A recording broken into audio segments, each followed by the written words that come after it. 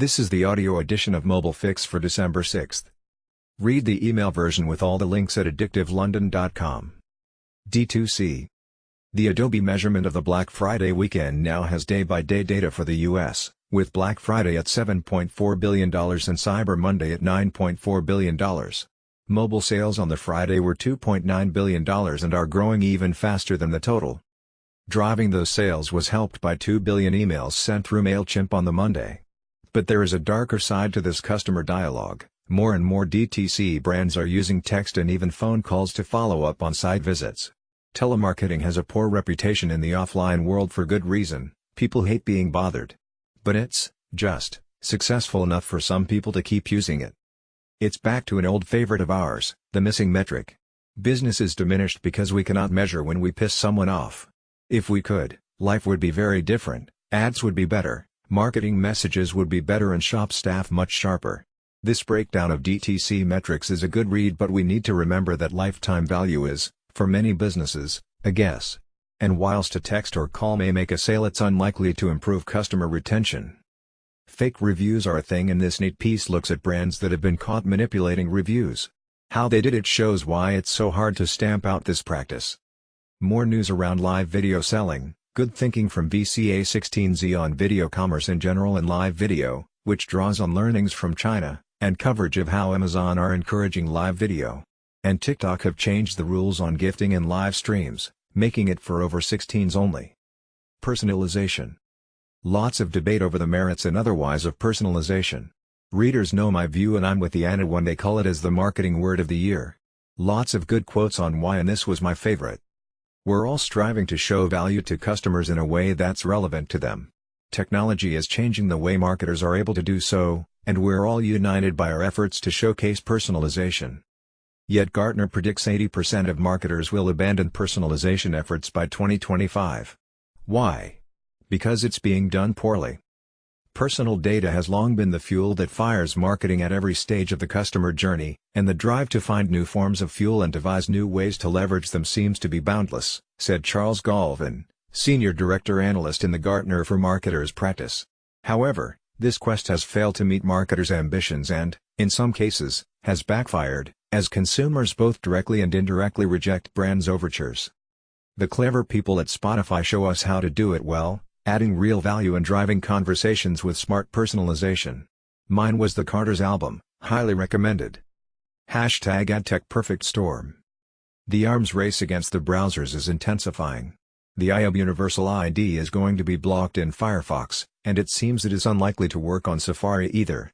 A French firm seems to have developed an unblockable tracker, and Criteo are thought to be using it. But the browsers fight back and Firefox can now block it. There is no doubt that Apple see privacy as key and are going to ensure Safari doesn't track their users, and the Apple engineers focused on this are active in sharing their learnings with the industry as a whole. GDPR and California privacy requires the industry to rethink its whole approach. Agencies. The FT give both WPP and Publicis a bit of a kicking in an article talking of advertising gloom. Noting their different strategies, it rehearses the familiar lament about GAFA. One thing I agree with is the question over buying data firms. I can see no advantage in owning a data firm when data has never been more abundant and the half-life of data has never been shorter. And the problems are not over yet. There is a world of pain coming, said one banker advising a rival group, who noted structural challenges to the media buying business would bring disruption to agencies that is only just starting. Another issue is the replacement of agencies with in-house resource, although one of the higher-profile in-housing examples seems to have foundered with Coty dismantling their Beamly unit and moving media back to Zenith. Publishing.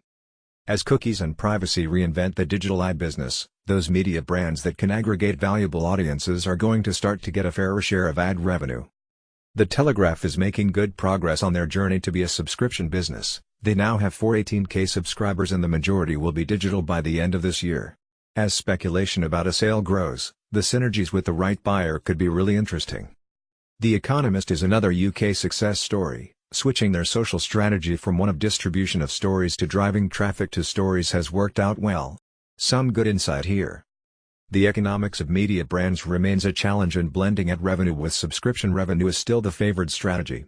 Raising investment for media business is still hard, but focusing on depth seems to work, as this piece looks at some niche media brands that are prospering. Knowing your niche can unlock different revenue streams. One good example is the FT launching a consulting business. Newt. The other week I went along to a great breakfast celebrating the 60-year career of a former boss, Mike Hirschon, a true ad industry legend. Mike probably doesn't get all the respect he deserves as he is a media man rather than a creative. But few in the industry were as creative as Mike, who changed the industry and determined, for example, how TV and outdoor are, still, traded. Such was his influence, he was asked by the Football League how they could revive the then moribund sport of football. His proposal for televising games had him, initially, thrown out of the meeting, but the clubs called him back and the rest is history. With Amazon showing Premier League games this week, it feels like we are at another seminal moment. The general view is everything went well, and it wasn't that different from a Sky game. And Amazon sold ads but kept the ad load down and pushed prices up. But the quality of a prime audience would justify a higher price, and it is early days for Amazon. One buyer said. They seemed a little bit naive about how the UK market traded TV. I think they will be up to speed pretty quickly. Especially when Amazon start to use their data for targeting. How soon will brands get up to speed with how TV ads and Amazon sales sync? The money in Newt is already huge. Hulu reported nearly $700 million in ad sales for 2019 with subscription revenue almost double that. This blended model makes sense for many, and as Amazon have just shown, ads can be added to the user experience without spoiling it. I mentioned the Moffett-Nathanson presentation on Newt at Recode last week, and this is a video of the talk and all the slides are here. The Q&A with the audience is interesting. But will the US experience play out over here? Clearly Europe is an attractive market for most if not all the streaming companies, but a key difference is Sky. With a blended model of ads and subscriptions, the best sports rights and a position as access point for most trad TV, they take a huge chunk of the budget for home entertainment. Will the new streaming firms want to fight them, or could they look to partner? The news that Sky plan a huge new UK studio shows they intend to stay a key player, and they can collaborate on making shows as well as showing them. Audio. Analysts estimate that Apple will have sold over 3 million AirPods over the Black Friday weekend. 2019 sales are projected at 65 meters units, and next year the figure expected is 85 to 90 meters units. It's clear from the growth of always-in enthusiasts these are a good product with marketing baked in. VCMG Siegler raves about them here, particularly the noise-canceling feature. As audio grows, the pace of innovation in audio content accelerates. Our Amazon Polly version of Fix seems to have found a niche, and in researching this space I have come across some really interesting firms. A VC friend introduced me to Resemble on the West Coast, who are cloning voices. Their demo is fun and very interesting. My northern mumbling was captured well. Closer to home, another friend introduced me to Speak in London, who have a slightly different approach and focus on building a library of actors' voices that can be automated. Again, their demo is really impressive. Others worth looking at include Descript, who focus on podcasts, and their overdub product does a similar job to Resemble and Speak. And Otter is more about transcription but really cool too. I use it on calls to replace writing notes. The big boys are playing here too. Amazon Polly is the only one, for now, that works with long content, and it's quick and easy to use. Microsoft now have their own version. And Google have a new product from the opposite direction, adding real-time captions automatically for any audio content on your Pixel phone. Like all tech, the interesting challenge is understanding what's possible, then working out what problems can get solved. Happy to make intros and to help work out how this tech and creativity can be best blended. Brands. The head of the USIAB made a good point on Twitter in a conversation about brands. The brand era was actually the distribution lockout era. 3Ks had 90% share of primetime TV viewership, and only 200Ks could afford to advertise on network TV. Google, by contrast, has 10 million advertisers, similar lockouts at retail distrib. Advanced CPG oligopolies. The debate over brand and performance that rages at marketing events seems to miss this seismic shift in the ecology that sustains brands. A Fix friend has illuminated the debate with some real data, found by scrutinizing Booking.com company reports. Coming from someone who worked on the brand, and has a really good knowledge of media, this is real insight. My view is that the best way to build brand love is through experiencing the product, so the sooner you can make a sale the better.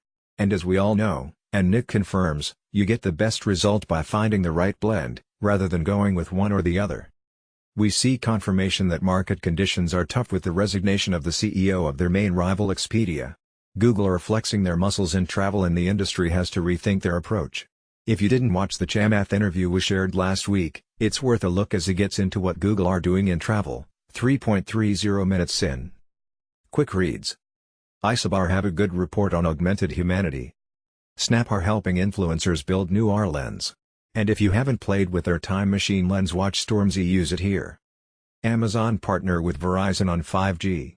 There are not really any significant use cases for 5G yet, but the speed will change things.